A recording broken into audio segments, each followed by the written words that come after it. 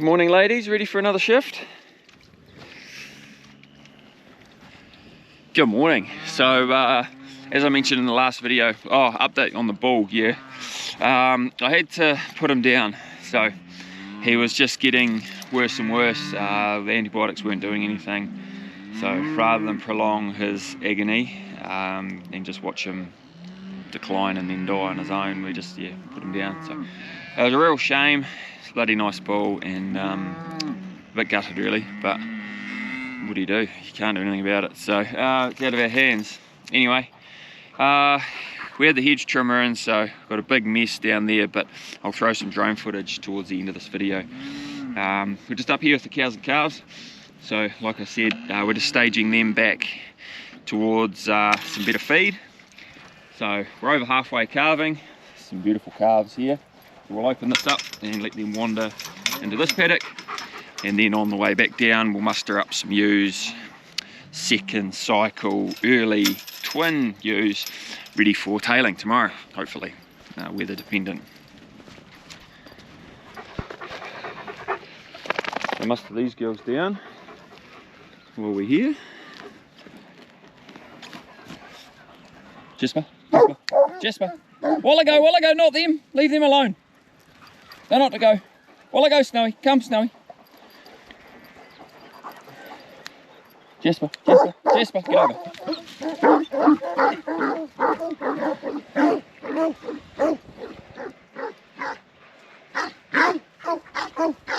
Hello. While I go.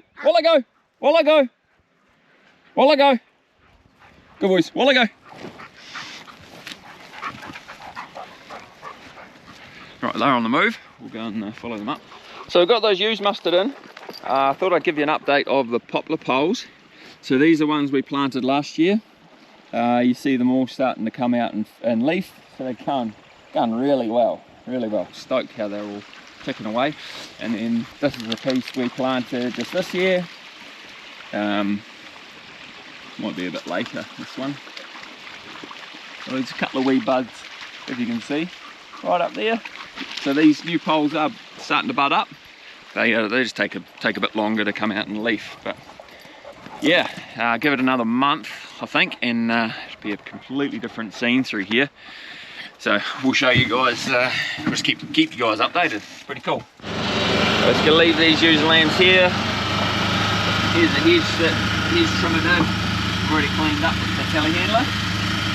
That's looking really good.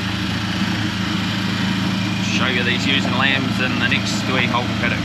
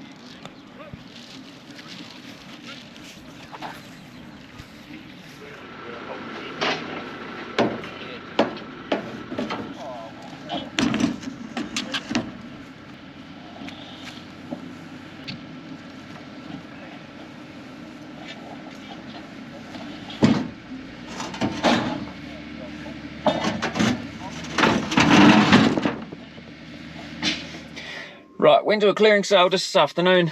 I was looking at some fencing gear, gates and stuff, netting that we can use for fence airstrip and do some of the forestry fencing, but it all went for too much. So I picked up some pipe, 20 bucks, that we can use for walking tracks, to any culverts and stuff that we need when we develop walking tracks for drainage.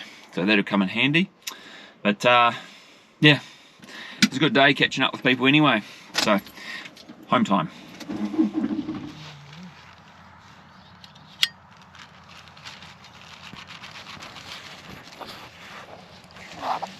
So here in the pond paddock, this is the rocket fuel, so chicory, red clover, white clover. We have a bit of Italian in here, so we're just getting a herbage sample and we're going to test that.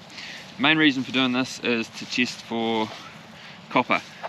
So we've had the opportunity to spread some effluent on the farm from a wool product. Yeah, I'll tell you a bit more about it kind of as time goes by, but it's really high in copper, so we're just doing a bit of research, trying to work out whether it's going to have an effect.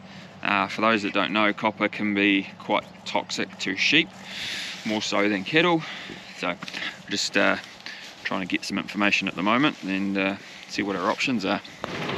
So we're slowly ticking away, tidying these hedges up. Got the telehandler here with Ambo grapple on it, and man, what a difference. It makes it so much easier.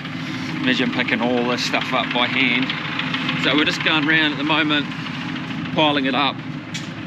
Then I might even get Genna in the silage wagon, and that works really well. Load it up to that, and then she can just take it to the place in the paddock, dump it, and I'll just come pile it up with this. But where it's close and easy, we're just running down the lines and piling it up. But I'll try and do this one-handed. We'll see how we go. I forgot my GoPro mount. Don't know how much you'll be able to see either. Try not to dig up too much soil.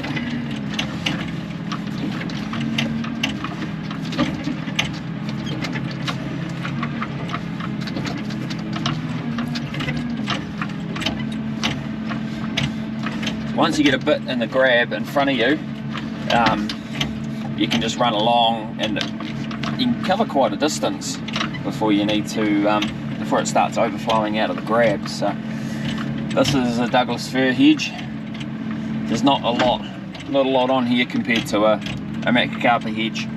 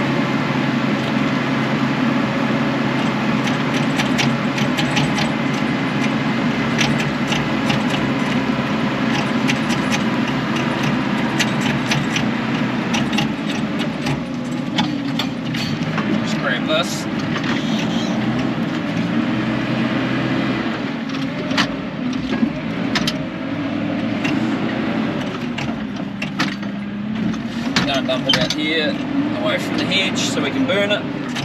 This is going to get turned into crop this year, so it'll go into kale, so I'm not too worried about killing grass.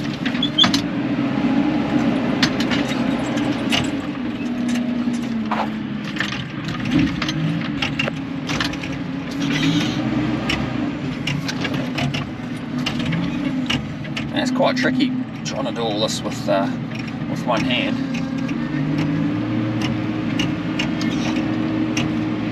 With a hat mount or something.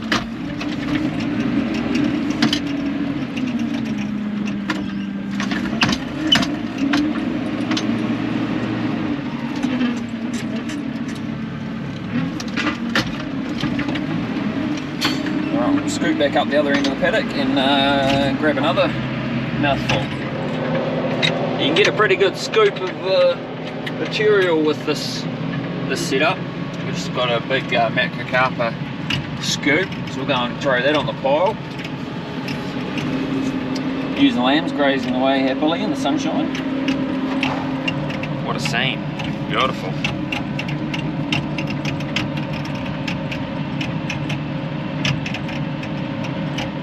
So end of the day Friday, didn't finish doing hedge trimmings. We've still got plenty to do. But Genna's home, so she brought me this. Went to Clarkson's farm shop, managed to make it there. So got some of Jeremy's bollocks smell. a candle. So you've had a few questions, Genna, about how your trip went in the UK and Scotland. How'd it get on? What'd you think of the place? I loved it, and if I'm going to be honest, for some reason in my mind, we'd sort of not since so much since on the YouTube channel, but always kind of been told, oh, the farmers over there aren't as good as us, you know, that everything's run down and their stock aren't great and they just don't do as well as us. And I'm glad to say that I definitely don't think that. It was so neat to see how people farm with this essentially the same issues and political things and all of that, but in a different way to make it work for what land they have or what systems they have to work under. There's things that we couldn't even imagine. So we didn't just go to the UK, we went to Canada as well, and one of the things there was my dad's cousin we went to visit, and he's got a little farm, and he's got so many, and I say this because it will relate to other people in other areas, so many mammals that can kill their livestock. And I knew this, but I didn't, seeing it is another thing. Yeah, so that was really cool to see that, and I loved seeing real farming and what people do with what they have. So was very lucky to stay with Billy and Becky at is it Ramsgrave, I think it was, with some egg farming. I would have loved to stay longer and see how they make that run. The trip to Scotland, absolutely loved it. Thought I should try haggis because why not? Thinking I'd just try a tiny bit and carry on. What's it served with? Neeps and tatties and neeps, turnips. And I tried it, and a whiskey cream sauce. Tried it on the first night we were there, and I absolutely loved it. That every night that we were in Scotland, I ordered it and ate it and had it cooked and absolutely loved the haggis. So didn't expect that.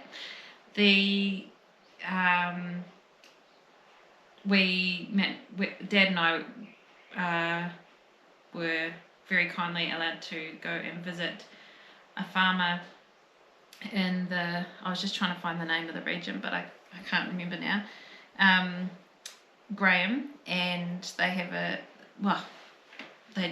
he showed us around his farm, and it's just so, there's just really something about when someone is in the same, experiencing the same things in a different context. So we were really grateful. It was be one of the highlights of our trip. Really appreciated the comments on the videos. Sometimes I was in Wi-Fi and I could read the comments of the videos, and loved seeing that I wasn't too far from where some of the viewers are. That was really cool. I haven't done a lot of overseas travel, so this was huge. And then I agree about the comment about shame we couldn't get up north more. We had a lot to fit in 3 weeks, and we were also in Canada and Thailand as well. But I came back desperately wanting to go back with Alistair and the kids, and specifically to look at farms and visit people on farms. So if I say this on camera, then maybe it'll happen, eh? Hopefully. I think what I was saying earlier was just some of the challenges that we just don't have is in Canada he had cougars and even raccoons come and bite the heads off the chickens. I just had a real appreciation for some of the challenges that other people go through that we don't have to, and why they do the things they do, and it just all made sense to me, which was really cool. And so thank you for asking about the trip, and UK farmers, you're doing well. Your stock looks good. Every time we passed somewhere, it was like, yeah, it was really cool to see. So honey droplets, I'm putting these in every pack of merch that gets sent out. So these are my favourite, 100% New Zealand Manuka honey with black currant. They're lovely. So, or you can just order them on the Kiwi Farmer shop. I think they're $3 a pack, which is well below retail if you went and bought these in the shop. But these are seconds and only in New Zealand. So definitely worth a try. And those people that have, I've sent them out in the merch, yeah, chuck us in the comments, what do you think? Is it worth buying again? And yeah, love to hear your feedback. I might leave that video there and... Why are you laughing? Oh no, I've got some drone footage from the hedge trimmer to put in here somewhere. So check that out, and I think the next video might be some tailing. That'd be good. It would be good.